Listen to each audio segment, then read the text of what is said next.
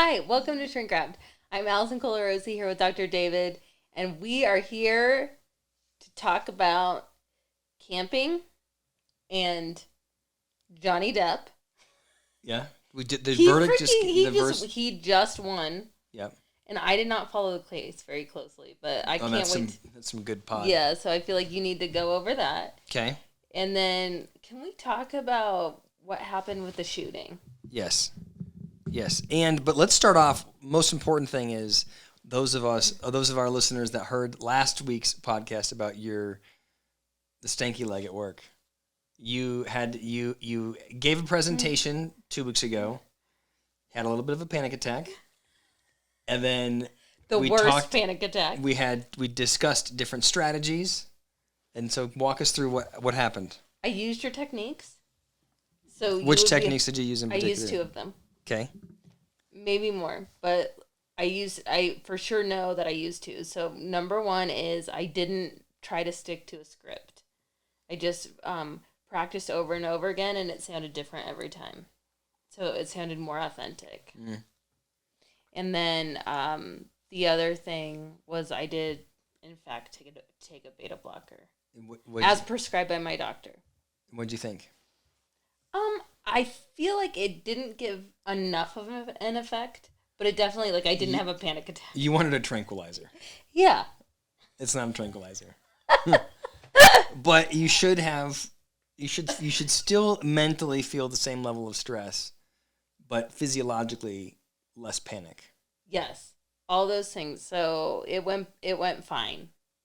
And I really had to do a 5K, and I really ran really fast.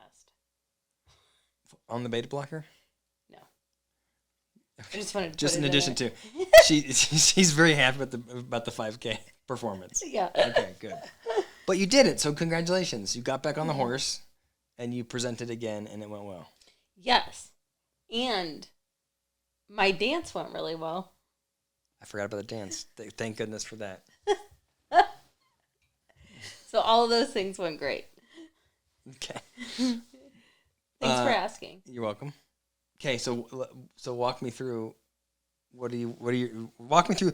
Let's start off serious, and then we'll move to more fun topics. So start off with, what are your thoughts about the school shooting? What's your reaction to that? I mean, it's terrible. Number 1, the whole thing is so awful. I cannot even fathom or understand any of it. I'm disgusted by the comments of his mother, but I'm not sure if it was a translation. So I'm not sure. Wait, what did the mom say? The translation was, he had his reasons. Please don't judge my son. He had his reasons. And she said it in Spanish, so it was translated into English on the news. So I don't know if there was something lost in translation. Because at face value, that sounds terrible. It sounds like, do not judge him. We need to judge people like that. Mm-hmm. I don't believe in non-judgment. I know that is, not a cool thing to say. But, we have to judge evil. How do we not judge that? And if we go back to the body keeps score, clearly there's some trauma and whatever, and maybe, it's probably generational trauma. What does that mean, generational trauma? What do you mean?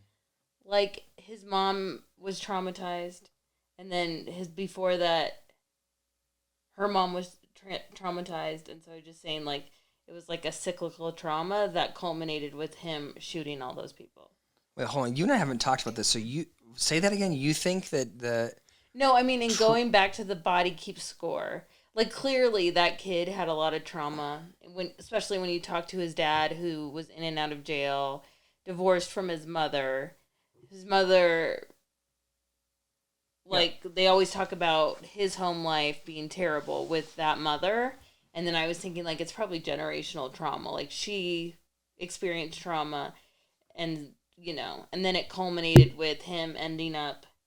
There was trauma in I guess I'm trying to track. Are you thinking that because trauma happened generation after generation after generation, that you feel like he was impacted by his mom's trauma, or you're just saying he grew up in a household in which there was trauma?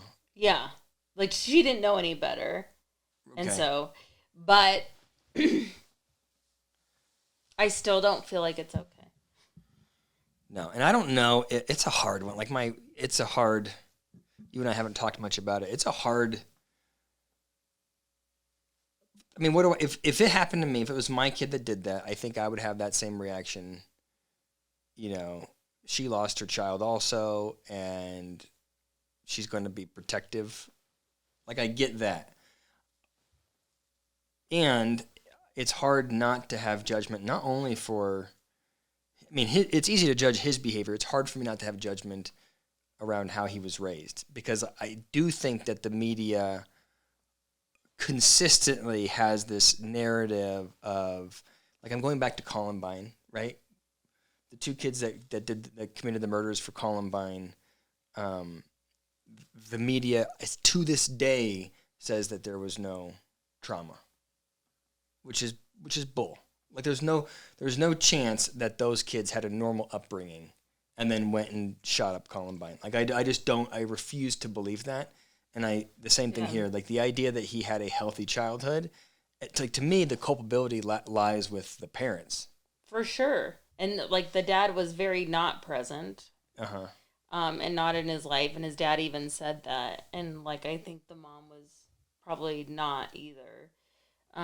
The other thing that I think is really important, and I'd love to get your opinion on this, and I think I've said this, but I was really concerned when we did the school shutdowns, very concerned during COVID, especially that age range, like 14, 15, 16, isolated kids, not having, like, normal emotional development with their peers. Mm-hmm. I feel like we're going to be seeing the effects of that. Yeah. And this is, like, one of them. Yeah, I think it's funny. They had all the reports that came out a year and a half ago, and the reports were like, look, suicides are down. I mean, they weren't down in subgroups, like I think adolescent girls, like age 13, there'd been a skyrocket. The numbers of suicides had skyrocketed. But there was this narrative that mental health hadn't really been impacted. But on the side, you could see that, like, domestic violence had gone up, drug use had gone up. There's all these other markers of the distress caused by the shutdowns. And I think what happens is people were going through this kind of national trauma where everybody is suffering at home, but you're part of something. You're fighting something. You're engaged in something. You can blame your distress on COVID. There's a collective feeling that people got because COVID sucked for everybody. But now COVID sort of goes away, and now it's back to school, and now it's back to normal life. But people have been stalled from an emotional standpoint for the last 2 years. Relationships have been sidelined, right? Your exposure to stressors has been sidelined. And, like, all of a sudden now the sort of the engine is starting again. And I think there are people that have been sort of pushed out. And I would imagine over the next year, maybe even longer, you're going to see more people. The distress will elevate. Like, you're gonna see the flaws in the system now. Oh yeah, what I mean, I think yes, 100%. And today there was a shooting, in Tulsa, at a hospital. Jesus, I mean, it's okay. So, what do you think about and we don't have to. I don't need to know your. You don't have to say your perspective about the Second Amendment. I guess let me just share my beef here, okay?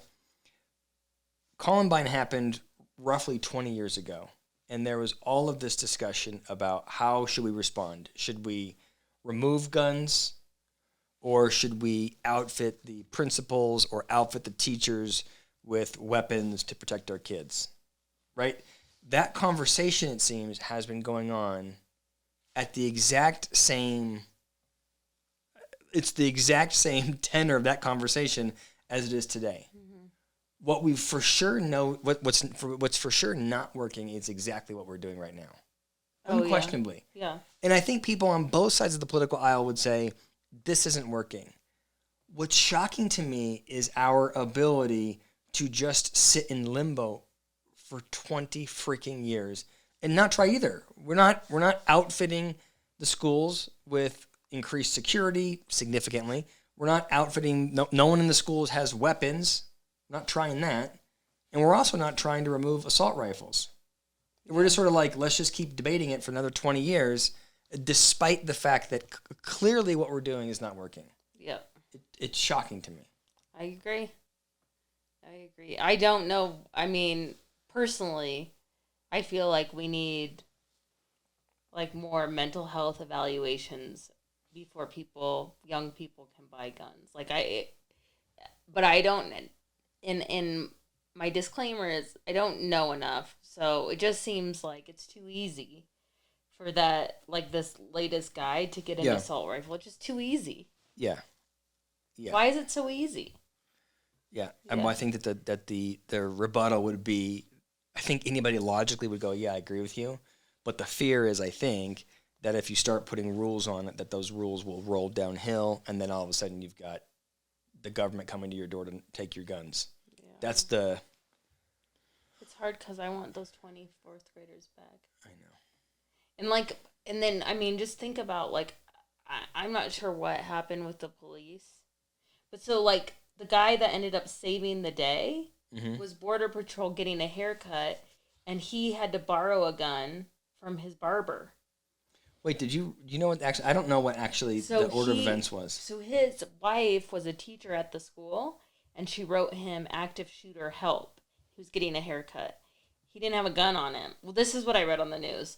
He didn't have a gun on him, and so he asked the barber.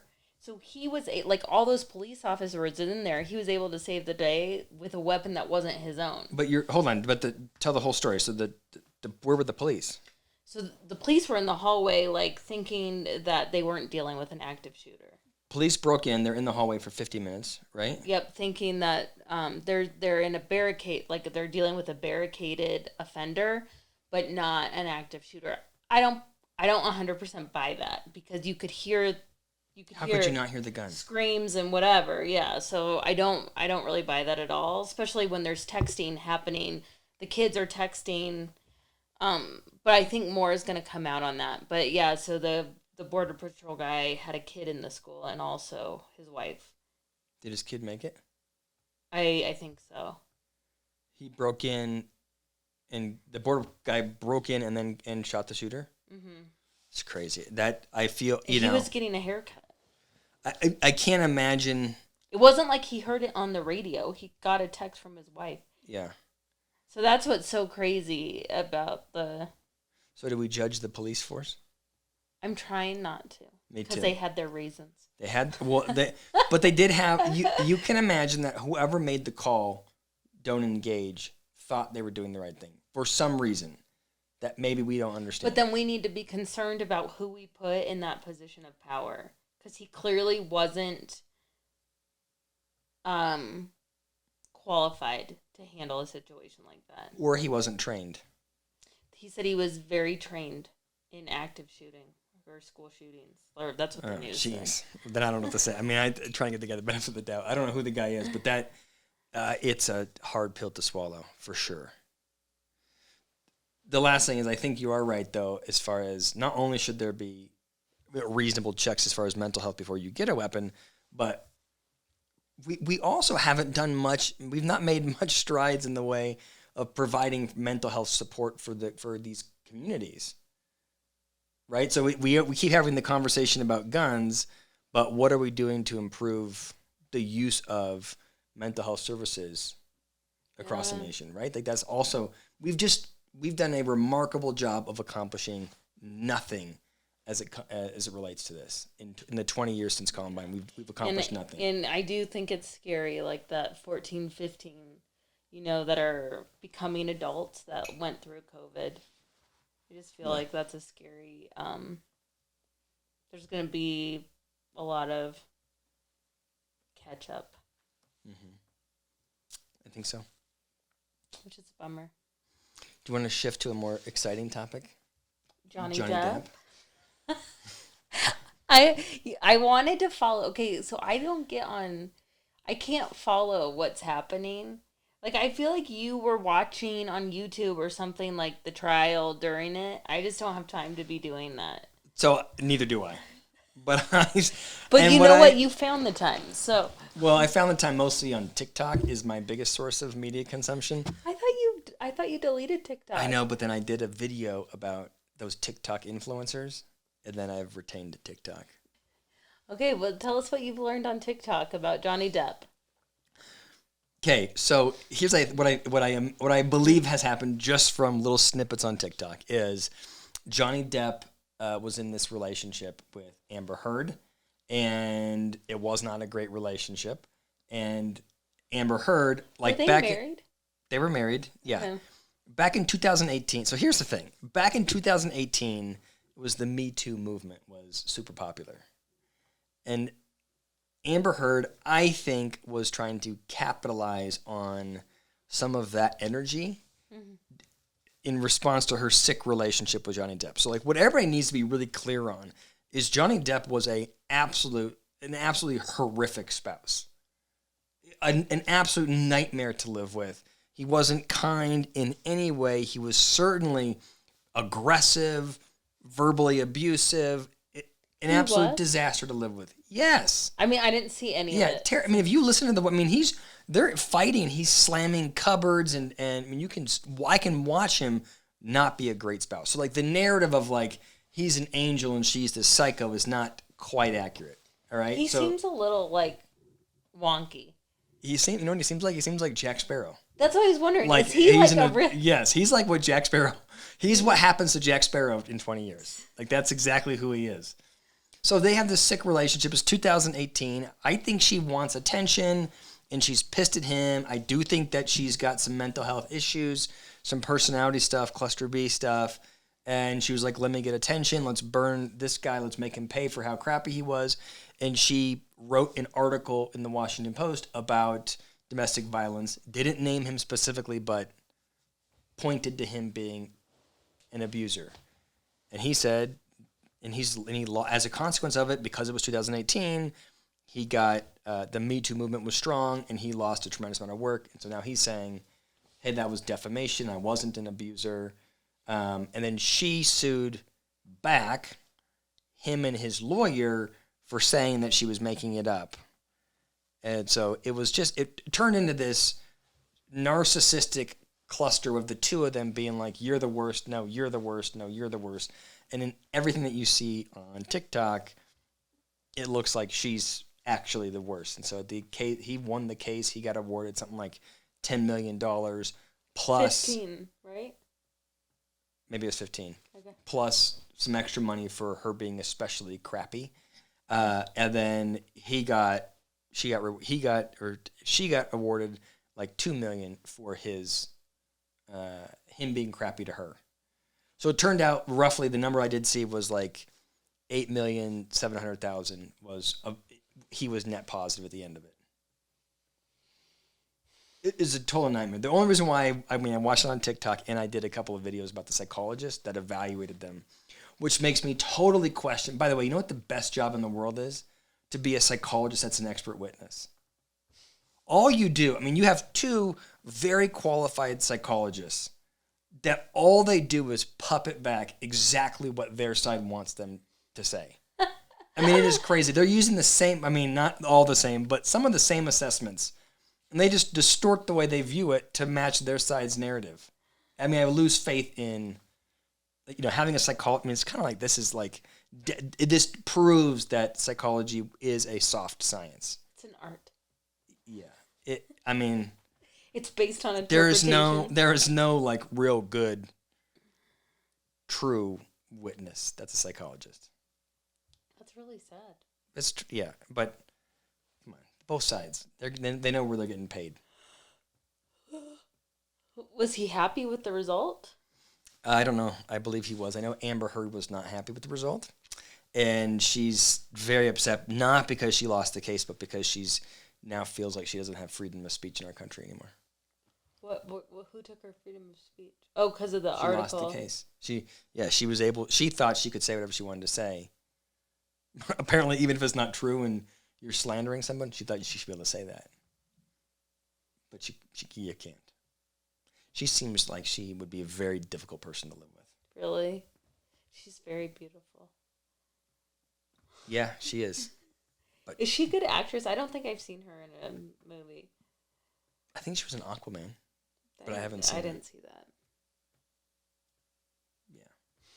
Was she on one of the Pirates of the Caribbean? I don't think so.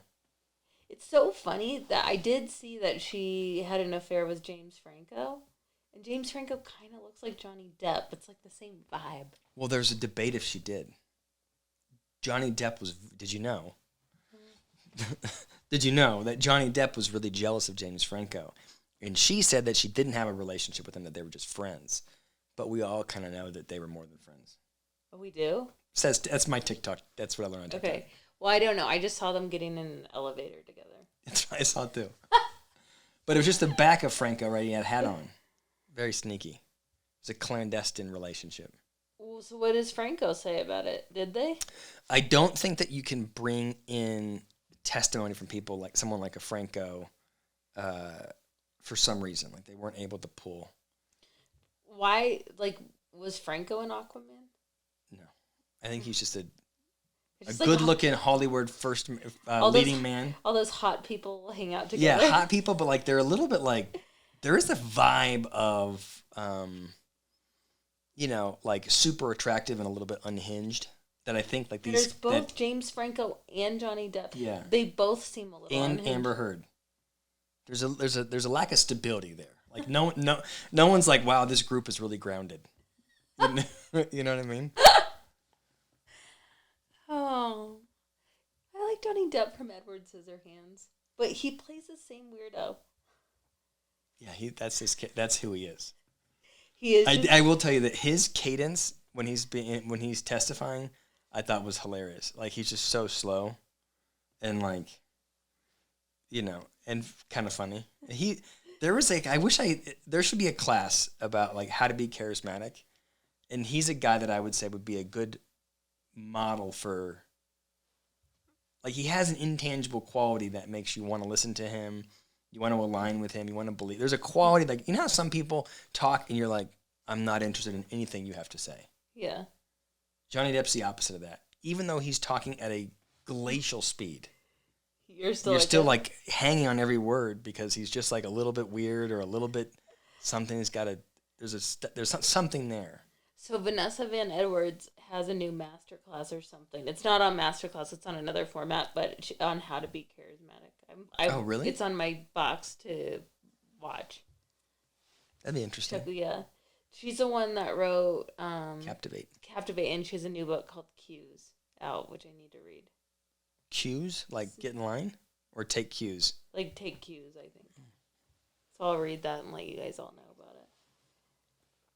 And I'll take the class because I'd like to be a little bit more charismatic. I think you're charismatic. Thank you. Mm-hmm. Anything else for today? Did we talk about camping? No, we went camping. What do you think? I really liked it. I mean, I really like it, but it's a lot of work. I think that our current approach to camping is a problem. We're doing car camping, not by our car. So like we have to either decide, are we backpacking and then we don't bring very much and we hike in, or we car camp and we do it 6 feet from our car. But to lug all that crap a quarter mile is untenable. Yeah. Do you think we could backpack with Lena? Yeah, we could. But we did, hold on, we camped. We did, we rented Jeeps and went four-wheeling, which was a lot of fun. That was the highlight of the trip. I feel really proud about driving in the water. Yeah, Allison goes, we get the four-wheeler, and the guy's like, are you going to drive? And Allison's like, oh, I'm really nervous about driving. And he's like, oh, you should try to drive. So we go out there, and like 6 minutes in, she's like, can I drive? I'm like, okay, fine. And then she wouldn't get out of the driver's seat. I had to sit passenger seat the entire time. There's something about driving a big truck. You felt empowered. Over boulders. Yeah. Yeah, it was cool. It was fun. We also tried some new dessert techniques that were a bust. Yeah. What did you make? We tried to make a different dessert every camping trip. I tried to make a camping crisp. She did. What was it? Cherry pie filling, and then you just put those Grands biscuits on top. It was a bust, but on Pinterest it said it was going to be really good. Yeah, that was Yeah, that one was a bust. Anyway, this was fun. Thank you. Thank you. Stay tuned. We were gonna live stream next time, hopefully. Yeah, we're gonna try to figure out how to live stream, and I'll put a thing on the YouTube video where to let you know when the live stream is coming. We have to get into a pattern where we do it the same day, same time every day. And the other thing that we want to do is answer advice questions. So write them to David or me if you find me on social media. Probably David's better at checking, though. Yep. All right. Thank you.